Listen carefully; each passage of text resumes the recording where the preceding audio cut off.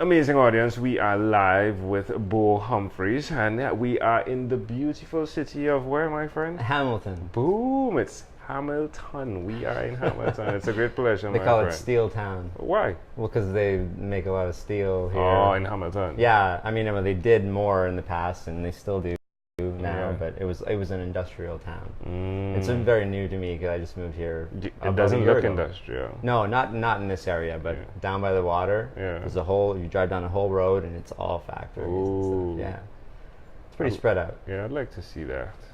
The industrial side. Yeah. You can. Take a walk. I'll give you the directions on the way out. Yeah. I wouldn't walk down there. Oh, yeah?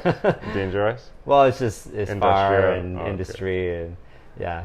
Alright. And this is how Beau speaks, folks. He's like the guy that gives information so lightly, so delicately. It's really going to be a beautiful conversation. Beau, when we last spoke, we spoke about your podcast. Mm-hmm. We spoke about what you do via financial advisory, coaching, right? We spoke about a bit about your past with the earliest childhood memory. The yeah. Smurfs, right? The Smurfs. My big Papa Smurf that I Right, had there when we I was go. 7 or something or 8. Yeah, there we go. And we spoke. I like your theory on that about the blue color. It was intriguing, right? Yeah. It's funny how those things work. Mm-hmm. When I listen over those conversations, I'm wondering, okay, what is he going to say? And then I listen to myself and I say, not too bad. Yeah, I like it. Yeah, so that's amazing. So tell us, what's the latest? What are you up to? So the podcast is still going.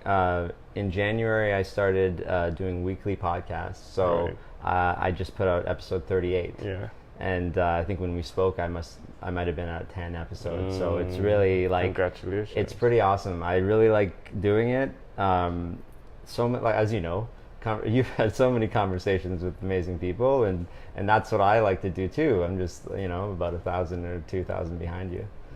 You'll get there. What I like Once a about you. When I'm 80 or Well, something like that. I mean, I think when we spoke the last time, you did something that I found really fascinating, which was the group conversations where you podcasted like a Yes. group, blah, blah, blah, blah. Well, I'm actually planning. I'm gonna do a road trip down to a conference called FinCon. It's Right. a personal finance conference. Right. This year it's in Orlando, and I'm gonna drive down from here. Hampton. You know what it's like to drive around the States. It's far. Yeah, So it's 2,000 kilometers down to Orlando from here. And I'm going to pick up some people on the way just in the last 2 hours from Jacksonville, Florida. So Yeah. I want to do a podcast in the car. Yeah, that's a great idea. I like to look at the podcast handbook Yeah. and do the opposite. Yeah, I as well. Don't record in the car. Don't record at an airport. Yeah. That's what they tell. Come on, it's like, why not? Right? Why not? Why record in the studio with a hoodie on and with blankets surrounding you? This is what they say. That's what they tell you. Yeah, it's no fun. It's no fun. Not for me. No, right? You've done so many times. You got to find diversity. right? Yeah, You got to yeah. find different ways. Yeah, to keep the energy going. Exactly. Yeah, because you want to keep having fun. Because it is fun, but if it becomes repetitive, then it would not be fun. Which kind of segues into you doing finances. Mm-hmm. So here it is. Is that not fun for you? Well, even I was speaking with Mimi Lee before, and she said to the beginning of her podcast, she was like, even though it may seem boring, finances are fun. Yeah, I mean, they always have been for me. Like, I like figuring out the puzzle, right? So somebody, everybody's got a personal finance story. Everybody's got a personal finance situation. That's the thing, right? So if somebody tells me all of their stuff, so if they give me all the information, I can take it and organize it for them and then give them advice on what to do with it. I can't technically give them advice on what to invest it in, so because that's not legal. Yeah. But I can give them general advice like, okay, you want to get this return, you have these financial goals, well, here's what you could do to do that, and here's a company or an investment group that can help you, that kind of thing. Which is fun, right? It's rewarding. Like, I enjoy it because I'm helping people and doing something that they really don't like to do, right? But I do like it, right? It's not always. I think fun is a really a relative term, right? Yeah. Like, it's fun for me to play the piano. It's fun for me, to. It's work. I do like. It's fun for me to go running outside, even though it seems like work. I do enjoy it, right? but it's fun to watch a movie more than that. Because it's like some things, they have the element of enjoyment and work together, and you kind of want to have that and everything. Yeah, right? That's interesting. If you can. I love that. Yeah. If you can. Well, and a lot of people think that they can't.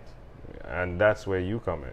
Well, yeah, well, hopefully by organizing their finances and helping them out with that, then we can get them to a financial independence sort of situation, maybe. Which is something similar to what occurred with you. Yeah, well, I mean, I'm technically taking a financial independence break, I guess, right? Because, I saved up enough money to quit my job and to explore this creative part of me more. And I'm still doing that, but it's still up in the air as to whether it'll last, right? And I'm not adverse to working in other ways. I just wanted to have the freedom to do this, and I've created so many things, and I feel so free, and it's good. And I am still making some money, not nearly as much, of course. If somebody pays you for your whole day, your day is taken up. That's the trade-off. You trade time for money, and it's not always worth. Like, you got to think about, why are you giving up your time for money? What is the goal? And if the goal is to just keep getting more money, and that's not what you want, really, then you got to think about whether you should be doing this or whether you should be looking at other options. Love it. That's what I think. I agree. One of the segments we cover is your own unique real shoes. I think you were wearing those black sneakers when we came in. Were you? I think so, yeah. Which speaks to the concept or the metaphor of, there's your shoes, right? And these are your steps. And people don't have the opportunity to see your steps, your struggles. That's right. What is one struggle you've had over the last year? The last year is, you create something and it's good and you get feedback, but it's not enough to, say, get someone to pay you for it, right? Or to get sponsorship. And so I have it's hard to not focus on, well, this thing should be generating income, or should I be doing the income generating thing? Because that's the easy thing, right? Or do I invest the time in the long term? Then maybe it'll make money in the long term. So it's a struggle, right? When you're creating stuff, it's like, it takes a while for people to catch on. Also, I'm not very good at sales and marketing. Hasn't been my thing. Like, I'm creating content. I can, do all that stuff, but then because it's just me, I have to go and sell it, and I have to figure out how to use social media and all this stuff. So it's the challenges of doing all this stuff on your own, when in a company there would be different people doing it. For sure. Which helps. Yeah, definitely. Like, if you have a chance to work with experts in different situations, then do that, like in different fields. Yeah, but while you're creating, it's rather such of a challenge, right? Because the budget is limited. That's right. Yeah, and then again, there needs to be the balance, which is always a challenge. I can definitely align with that. Yeah, in terms of balancing that, especially when I think society in itself is creating a sphere of influence by what you're seeing on TV and mass media. Yeah, and social media. And social media of what should be done. No, I interviewed Shannon Lee Simmons. She's a Canadian author. She wrote a book called Worry-Free Money. She's a financial planner as well. And she has this thing called the Beyonce factor, right? So if you see Beyonce on Instagram and she's got a new yacht, right? You don't say, oh man, I wish I had that yacht, because like, it's Beyonce. She can afford more things than you.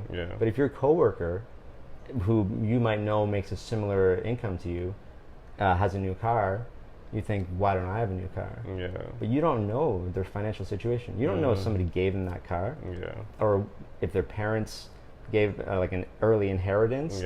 People have that the Beyonce factor when it comes to buying houses, right? Like, I need to own a house, right? And they don't know that the person got the down payment gifted to them. So everyone's struggling to keep up with this person or that person when they don't know their full financial situation. So they might as well be Beyonce. Right? I love that. It's a good factor. I like it. You almost said keeping up with the Joneses. I did. I did. And then I would have been like, that's you. Oh, that's beautiful. Do you have any regrets? Regrets like of the last year or in general? In general. In general, I have to say no because, I mean, did we talk about my gambling addiction? You did. Yeah. So the way to recover from an addiction is to not have regrets. If you hold on to the regrets, it's really, really hard to step out of it, right? That you just keep holding on to guilt and regret. And so I had to let go of my regrets because they would have just eaten me up. And instead, I just realized that stuff happened for a reason, and today is pretty great, and I'm happy, and life is awesome. Oh, you're visiting from Trinidad. Yeah, when you heard that this guy from the Caribbean is coming to visit BH, Beau Humphreys, right? What did you think? I thought that was awesome. Well, first of all, like, yeah, let's do it. Because I don't know, like, people would be like, what other reaction would there be? Like, oh man, that guy, you know? You never I don't know. You never know. But no, I just think, because, well, if I agreed to be on the show, obviously I agree with what you're doing. Yeah. And I think it's a little bit crazy, I guess, right? Because you're doing so many, but I also love it because it's a little bit crazy. Yeah. So there's that, like, I always think people should do stuff outside the box, and nobody is doing what you're doing. And you have us in your home, though, my wife and I, right? You're hosting us, yes, which is pretty out of the box. Because I mean, let's put this in a package. Sure. You spoke to this guy in the Caribbean, right? Did you see his face? No, I didn't see his face. How do you know him? Social media. He has pictures up. I saw some videos from. Well, I have you've done 1,900 and something interviews, 987 interviews. Yeah. So I'm pretty sure you're a real person.